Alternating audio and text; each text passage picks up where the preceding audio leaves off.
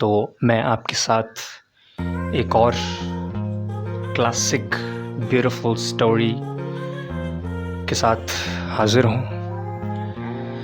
तो आइए हम लोग अब पढ़ना स्टार्ट करते हैं। ये कहता है द पावर ऑफ साइलेंस। इसमें हम ये पता करेंगे कि एक लुप्त और गुप्त आवाज में कितनी ताकत होती है, यानी मौन रहना कई बार कितना ज़रूरी होता है हमारे जीवन में कोई भी उद्देश्य को पाने के लिए। तो आइए स्टार्ट करें, इस स्टोरी को जानते हैं ये कहते क्या है। From English to Hindi explanation. The power of silence, यानी मौन की शक्ति। Joe was an old man, aged 75 years. जो एक बूढ़े व्यक्ति का नाम रहता है जिसकी उम्र 75 साल है। He lived very happily and formed a beautiful family. वो व्यक्ति काफ़ी अच्छे से रहता था और उसका परिवार भी काफ़ी खुशहाल था। His children grew up and moved to different cities in pursuit of good career and future. उसके बाद उसने जब एक बेहतर परिवार बनाया, परिवार बनाने और बसाने के बाद उनके जो भी बच्चे थे वो उनको बाहर भेज दिया गया बेहतर शिक्षा दीक्षा और अपने करियर में बेहतर करने के लिए। He lived in a small village carrying the memories of his deceased wife. वो बूढ़ा व्यक्ति अकेले पड़ गया, कारण है कि सभी लोग बाहर चले गए। और रही बात उनकी वाइफ की, तो डिसीज्ड वाइफ, डिसीज्ड का मतलब होता है मर जाना, मृत्यु हो गई। उनकी वाइफ नहीं थी तो वो बेचारा बस अपनी पत्नी की याद में ही, जिस तरह से बेगम मुमताज़ की याद में, तो उसी प्रकार है यहाँ पे वो बूढ़ा व्यक्ति अपनी पत्नी की याद में अपना दिन गुजारता, वही छोटे से गांव में रहता था। जो उसी बूढ़े व्यक्ति का नाम जो है। जो had 4 grandchildren and they used to visit him during their holidays. जो के 4 grandchildren थे, यानी 4 पोते पोतियां थीं, और वे छुट्टी में यहाँ आया करते, तो they used to visit him during their holidays. तो छुट्टियां जब उनकी लगती तो वो गांव आ जाते अपने दादाजी के साथ कुछ समय गुजारने के लिए। And it was the vacation time, and Joe was eagerly waiting for the arrival of his grandchildren. और छुट्टियां लग गई। जब छुट्टियां लगी तो दादाजी काफ़ी ज़्यादा एकदम ईगर हैं, काफ़ी ज़्यादा उत्सुक हैं अपने बच्चों से मिलने के लिए, अपने पोते पोतियों से मिलने के लिए। He was preparing his home for the kids, cleaning the home. अब वो बिल्कुल एकदम घर को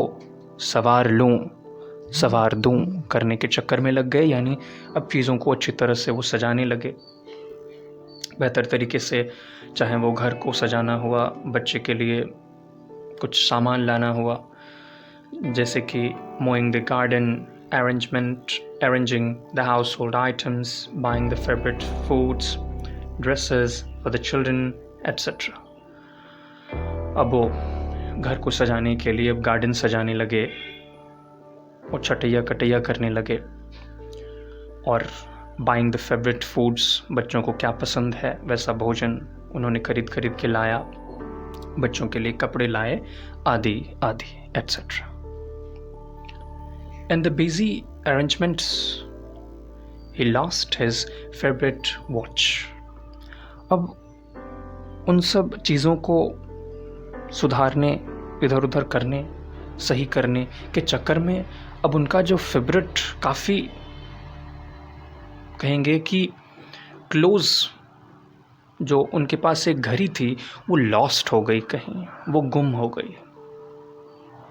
old watch, the watch was gifted by his dead wife. और वो घड़ी काफ़ी उनकी क्लोज थी।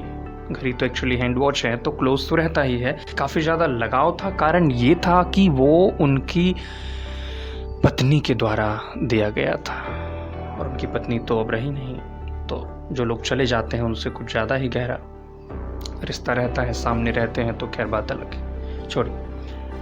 When their first child was born, जब उनका पहला बच्चा हुआ था, तो उसी समय में उनकी मृत वाइफ जो उस समय जिंदा थी, तो उन्होंने गिफ्ट किया था एक वॉच। जो treasured the watch and it became his sole companion after his wife's death। तो उन्होंने काफ़ी सहेज के रखा था, और पत्नी के गुजर जाने के बाद वही एक घड़ी था जो उनके साथ था।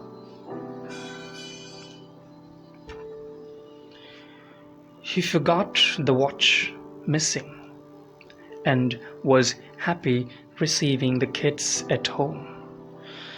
अब उनकी घड़ी खो गई, लेकिन उन्हें पता ही नहीं, वो भूल गए कि मेरी घड़ी भी खोई हुई है। तो वो बस बच्चों का इंतज़ार कर रहे थे। बच्चे घर पे आए, यानी बच्चों को लेने के लिए वो इंतज़ार कर रहे थे कि अब आएंगे, अब आएंगे। It was only the next day when he was about to take bath। अब देखिए, बच्चे सब लोग आ चुके हैं घर पे, लेकिन तब भी उनको ख्याल नहीं आया।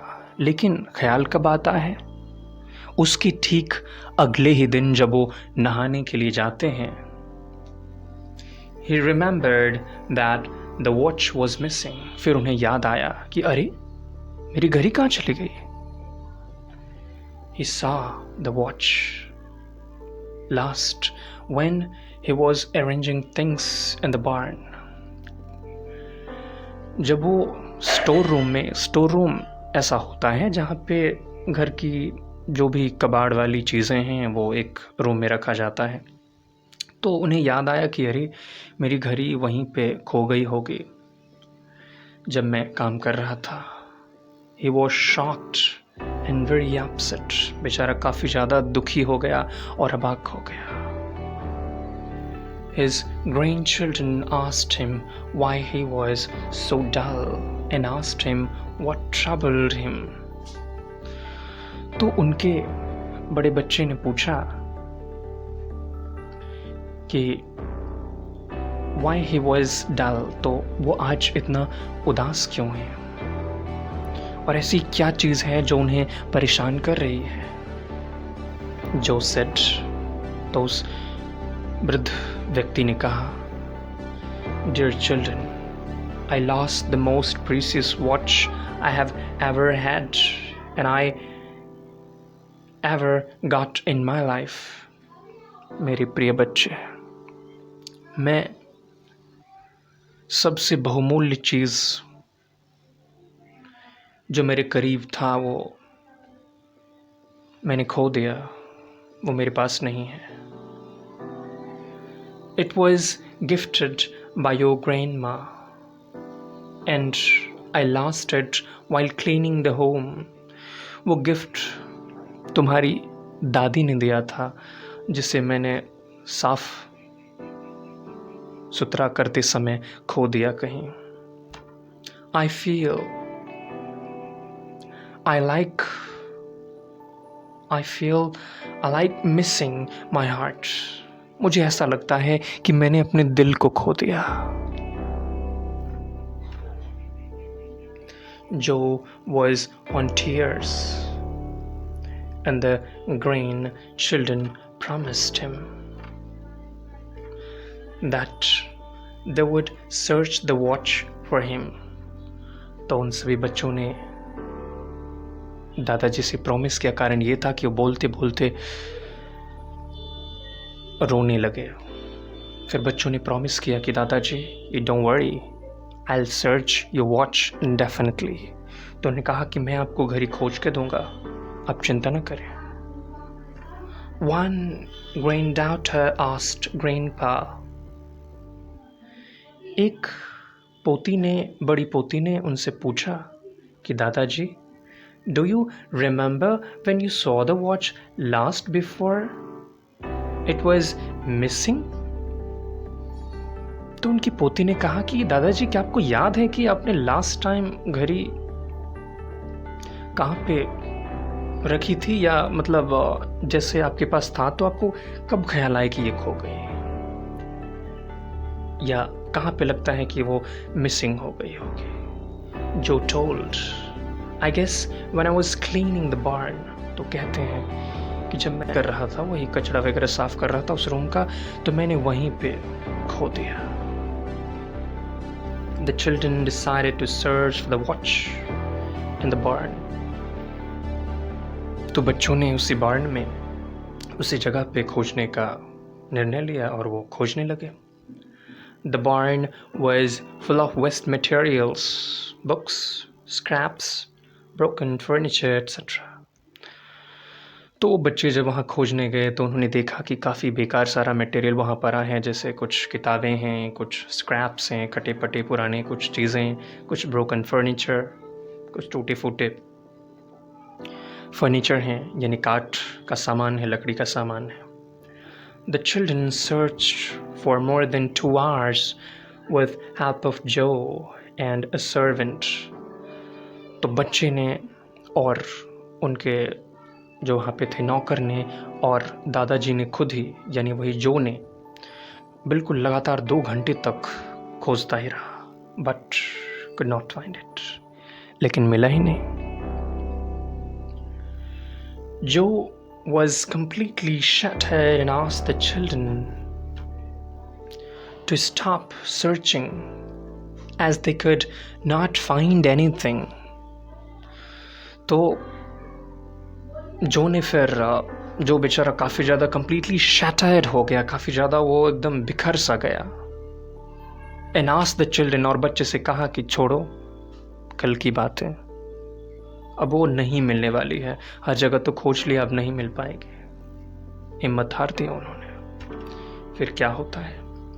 The kids were also too sad, बच्चे भी काफ़ी ज़्यादा उदास। एंड कंसोल्ड द ग्रैंडफादर, और ग्रैंडफादर को सांत्वना दिया कि चलिए अब क्या करेंगे, जो होना था सो हो गया। One grandson again moved to the barn, and Joe asked why he was going there again. तो फिर एक बड़े वाले पोते ने निर्णय लिया कि चलो मैं फिर से एक बार खोज के आता हूँ। तो जो ने पूछा कि तुम फिर दोबारा क्यों वहाँ खोजने जा रहे हो? The little boy requested others not to follow him. तो उस बच्चे ने कहा कि मैं आप लोगों से विनती करता हूँ कि कृपया मेरे साथ ना आए। And remain silent, और बिल्कुल चुपचाप रहे, बिल्कुल साइलेंट रहे। While the others were little surprised, they still followed what he said. अब ये सब कहने की बात है कि तुम मेरा पीछा मत करना, लेकिन सबको रहा न गया, वो चुपके जाने लगे। The little boy went to the barn and sat there in silence. वही बच्चा उस जगह पे गया और बिल्कुल वहाँ शांतिपूर्वक बैठ गया, बिना कोई आवाज किए। The other children reached him and asked him what he was doing. तो दूसरा बच्चा भी वहाँ गया और वो पूछने लगा कि वो कर क्या रहा है। And the little boy asked them not to make noise. तो उस लड़के ने कहा कि चुप, एकदम चुप, कोई आवाज नहीं। He sat there He sat there for about 15 minutes and then rushed to his grandfather. वो बच्चा वहाँ बिल्कुल चुपचाप बैठा रहा लगभग 15 मिनट तक, और 15 मिनट के बाद फिर वो ग्रैंडफादर के पास पहुंचा, फिर वो दादाजी के पास पहुंचा. Yes, he got the watch and happily gave it to Joe. और फिर ये क्या, उसने घड़ी पा लिया और अपने दादाजी को दे दिया.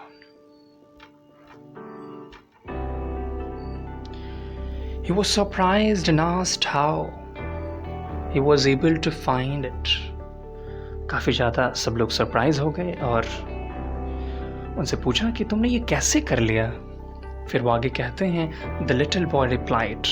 तो ये बच्चा रिप्लाई करता है और कहता है, I sat there without making a noise. मैं वहाँ बिल्कुल चुपचाप शांति की अवस्था में बैठा रहा बिना कोई आवाज़ किए.